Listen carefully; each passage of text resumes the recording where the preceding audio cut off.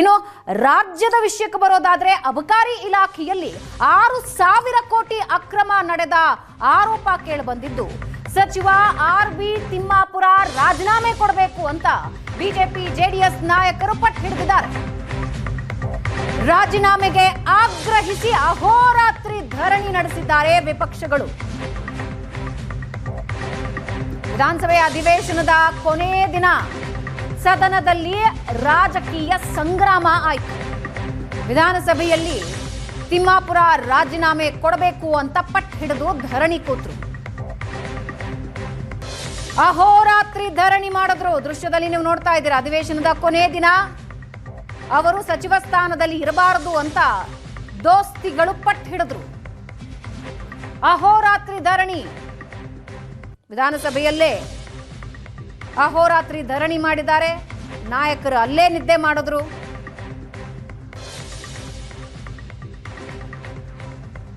ತಿಮ್ಮಾಪುರ ಅವರ ಇಲಾಖೆಯಲ್ಲಿ ಬ್ರಹ್ಮಾಂಡ ಭ್ರಷ್ಟಾಚಾರ ಆಗಿದೆ, ಅವರು ಅಧಿಕಾರದಲ್ಲಿರಬಾರದು, ರಾಜೀನಾಮೆ ಕೊಡಬೇಕು ಅಂತ ಪಟ್ಟು ಹಿಡಿದು ದೋಸ್ತಿ ಪಡೆ ಅಹೋರಾತ್ರಿ ಧರಣಿ ನಡೆಸಿದ್ರು.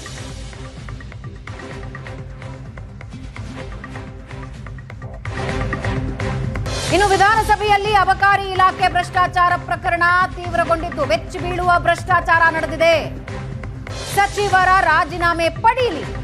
ಸಚಿವ ಆರ್.ಬಿ. ತಿಮ್ಮಾಪುರ ರಾಜೀನಾಮೆಗೆ ವಿಪಕ್ಷ ನಾಯಕ ಆರ್. ಅಶೋಕ್ ಪಟ್ಟು ಹಿಡಿದಿದ್ದಾರೆ. ರಾಜ್ಯ ಸರ್ಕಾರದ ಖಜಾನೆಯಿಂದ 6,000 ಕೋಟಿ ಲೂಟಿಯಾಗಿದೆ. ನೈತಿಕತೆ ಪಾಠ ಮಾಡೋ ಸಿಎಂಗೆ ನೈತಿಕತೆ ಈಗ ಎಲ್ಲಿ ಹೋಗಿದೆ? ಕೇರಳ ಎಲೆಕ್ಷನ್ಗೆ ಅಬಕಾರಿ ಹಣ ಲೂಟಿ ಮಾಡಿ ಕಳಿಸಿದ್ದಾರೆ ಅಂತ ಆರ್. ಅಶೋಕ್ ಆರೋಪ ಮಾಡ್ತಾ ಇದ್ದಾರೆ.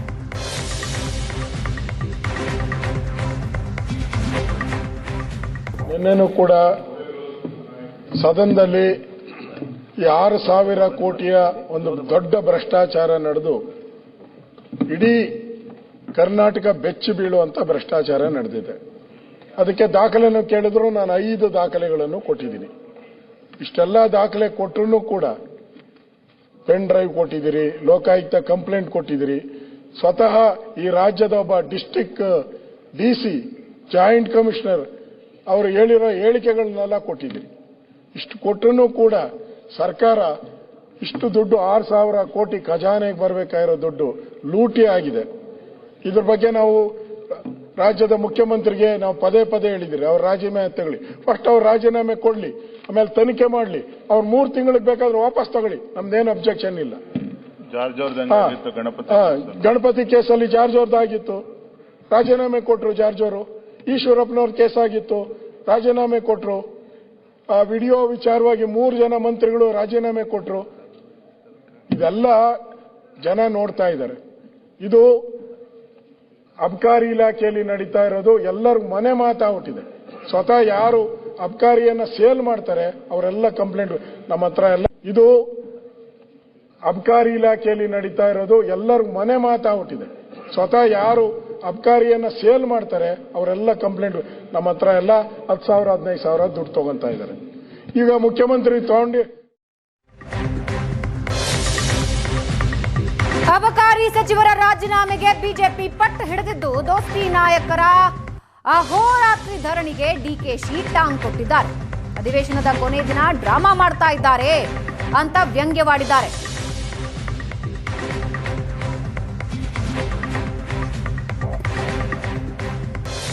ಅವ್ರಿಗೆ ಮನ್ರೇಗಾ ವಿಚಾರದಲ್ಲಿ ನಾವೆಲ್ಲ ಚರ್ಚೆ ಮಾಡ್ತೀವಿ, ಬೆಳಕು ಚೆಲ್ತೀವಿ, ಜನರಿಗೆ ಏನು ಅನುಕೂಲ ಆಗ್ತಾ ಇತ್ತು ಇವನ್ನೆಲ್ಲ ತಿಳಿಸ್ತೀವಿ ಅಂತೇಳಿ ಅವ್ರಿಗೆ ಸಹಿಸ್ಕೊಳಕ್ ಆಗ್ತಾ ಇಲ್ಲ.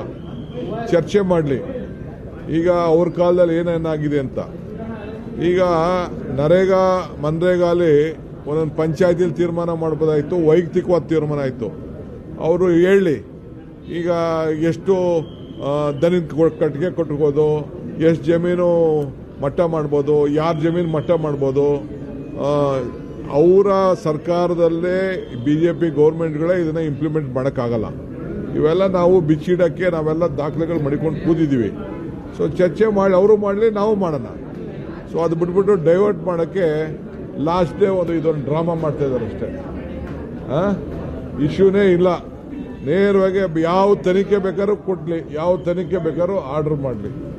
ಅರ್ಥ ಆಯ್ತಾ?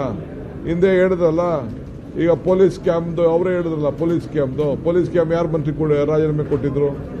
ಈಗ ಅವರೇ ಆಫೀಸರ್ ಒಪ್ಕೊಂಡಿದ್ರು, ಸ್ಕ್ಯಾಮ್ ಆಗಿದೆ ಅಂತ ಒಪ್ಕೊಂಡಿದ್ರು, ಜೈಲು ಕಳಿಸಿದ್ರು. ADGP ಪಾಪ ಹೋದ ಜೈಲ್ಗೆ, ಈಗೇನೋ ಬಂದವನಂತೆ.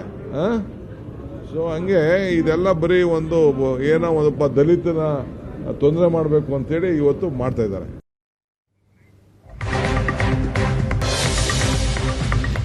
ಅಬಕಾರಿ ಇಲಾಖೆ ಅಕ್ರಮ, ತಿಮ್ಮಾಪುರ ರಾಜೀನಾಮೆಗೆ ಆಗ್ರಹ. ಸಚಿವ RB ತಿಮ್ಮಾಪುರ ರಾಜೀನಾಮೆಗೆ ವಿಪಕ್ಷಗಳು ಪಟ್ಟು ಹಿಡಿದಿವೆ. ಸದನದ ಒಳಗೂ ಹೊರಗೂ ದೋಸ್ತಿ ಪಡೆ ತೀವ್ರ ಹೋರಾಟ ಮಾಡಿದ್ದಾರೆ. ಅಧಿವೇಶನದ ಕೊನೆ ದಿನವೂ ಕಲಾಪದಲ್ಲಿ ಅಬಕಾರಿ ಕೋಲಾಹಲ. ತಿಮ್ಮಾಪುರ ರಾಜೀನಾಮೆ ನೀಡಲೇಬೇಕು ಅಂತ ಬಿಜೆಪಿ ನಾಯಕರು ಪಟ್ಟು ಹಿಡಿದರು. ಮತ್ತು ಆಡಿಯೋ ಟೇಪ್ ಏನು ರಿಲೀಸ್ ಆಗಿದೆ, ಅದರಲ್ಲಿ ಮಂತ್ರಿಗಳ ಹೆಸರು ಕೂಡ ಉಲ್ಲೇಖ ಆಗಿದೆ. ತಿಮ್ಮಾಪುರ ಅವ್ರದ್ದು, ಅವರ ಮಗನ ವಿಚಾರವೂ ಕೂಡ ಉಲ್ಲೇಖ ಆಗಿದೆ. ಮುಖ್ಯಮಂತ್ರಿಗಳ ಬಗ್ಗೆನೂ ಉಲ್ಲೇಖ ಆಗಿದೆ. ಹಿಂದೂ ಯಾರ್ಯಾರು ರಾಜೀನಾಮೆ ಕೊಟ್ಟಿದ್ದಾರೆ ಅಂತೇಳಿ ಉದ್ದುದ್ದ ಭಾಷಣ ಹೊಡೆದ್ರು ಮಂತ್ರಿಗಳು, ಅಬಕಾರಿ ಸಚಿವರು. ಮಾನ್ಯ ಮುಖ್ಯಮಂತ್ರಿಗಳು ನೆನಪು ಮಾಡಿಕೊಡೋದಕ್ಕೆ ಇಚ್ಛೆ ಪಡ್ತೇನೆ. ಹಾಗಾಗಿ ನಾವಿವತ್ತು ಆಗ್ರಹ ಪಡಿಸ್ತಾ ಇರುವಂಥದ್ದು, ಭಾರತೀಯ ಜನತಾ ಪಾರ್ಟಿ ಹಾಗೂ JDS ಭ್ರಷ್ಟಾಚಾರದಲ್ಲಿ ಮುಳುಗೋಗಿರ್ತಕ್ಕಂಥ ಕಾಂಗ್ರೆಸ್ ಸರ್ಕಾರ ಅಬಕಾರಿಯ ವಿಚಾರದಲ್ಲಿ ಒಂದು ಗಟ್ಟಿಯಾಗಿರ್ತಕ್ಕಂಥ ನಿರ್ಧಾರವನ್ನ ಮಾನ್ಯ ಮುಖ್ಯಮಂತ್ರಿಗಳು ತೆಗೆದುಕೊಳ್ಬೇಕು. ಅಬಕಾರಿ ಸಚಿವರ ರಾಜೀನಾಮೆಯನ್ನು ತೆಗೆದುಕೊಂಡು ಆಮೇಲೆ ಅದ್ರ ಬಗ್ಗೆ ತನಿಖೆ ಆಗಲಿ. ರಾಜ್ಯದಲ್ಲಿರ್ತಕ್ಕಂಥ ಕಾಂಗ್ರೆಸ್ ಸರ್ಕಾರ ಕಡು ಭ್ರಷ್ಟ ಸರ್ಕಾರ ಆಗಿದೆ ಅಂತೇಳಿ ಬೀದಿಗಳಲ್ಲೂ ಜನ ಮಾತಾಡ್ತಕ್ಕಂಥದ್ದನ್ನು ನಾವು ಕೇಳ್ತಾ ಇದ್ದೇವೆ. ಇದಕ್ಕೆ ಪುರಾವೆ ಎಂಬಂತೆ ಇವತ್ತು ಎಕ್ಸೈಸ್ ಡಿಪಾರ್ಟ್ಮೆಂಟು ಯಾವ ರೀತಿ ನಡ್ಕೊಂಡಿದೆ, ಅದರ ಸಚಿವರಾಗಿರ್ತಕ್ಕಂಥ ತಿಮ್ಮಾಪುರ್ ಅವರು ಭ್ರಷ್ಟಾಚಾರದಲ್ಲಿ ಸಿಕ್ಕಿ ಅವರು ಮತ್ತು ಅವರ ಮಗ ಅಧಿಕಾರಿಗಳು ಎಲ್ಲರೂ ಸಿಕ್ಕಿದ ನಂತರ ಇವತ್ತು ಭ್ರಷ್ಟಾಚಾರಕ್ಕೆ ಯಾವ ರೀತಿ ಇದು ನಲುಗಿ ಹೋಗಿದೆ ಇವತ್ತು ಸರ್ಕಾರ, ರಾಜ್ಯ ಅಂತಕ್ಕಂಥದ್ದನ್ನು ನಾವೆಲ್ಲ ನೋಡ್ತಾ ಇದ್ದೇವೆ. ಇದನ್ನು ತೆಗೆದುಕೊಂಡು ಅನೇಕ ಇಲಾಖೆಗಳಲ್ಲೂ ಇದೇ ರೀತಿ ನಡೆದಿದೆ ಅಂತಕ್ಕಂಥ ಮಾತನ್ನು ನಾವು ಹೇಳಿದ್ದೇವೆ, ಜನ ಹೇಳ್ತಿದ್ದಾರೆ. ಈ ಸರ್ಕಾರದ ಆಡಳಿತ ಮತ್ತು ಈ ಸರ್ಕಾರದ ಧೋರಣೆ ಅದು ಭ್ರಷ್ಟಾಚಾರ ಒಂದೇ. ಇವತ್ತು ಈ ಧರಣಿಯನ್ನು ಮುಂದುವರಿಸ್ತೇವೆ. ಸಚಿವರು ರಾಜೀನಾಮೆ ಕೊಡುವ ತನಕ ಅಥವಾ ಮುಖ್ಯಮಂತ್ರಿಗಳ ಸಚಿವನನ್ನು ವಜಾ ಮಾಡುವ ತನಕ ನಮ್ಮ ಹೋರಾಟ ಮುಂದುವರಿಯಿತು.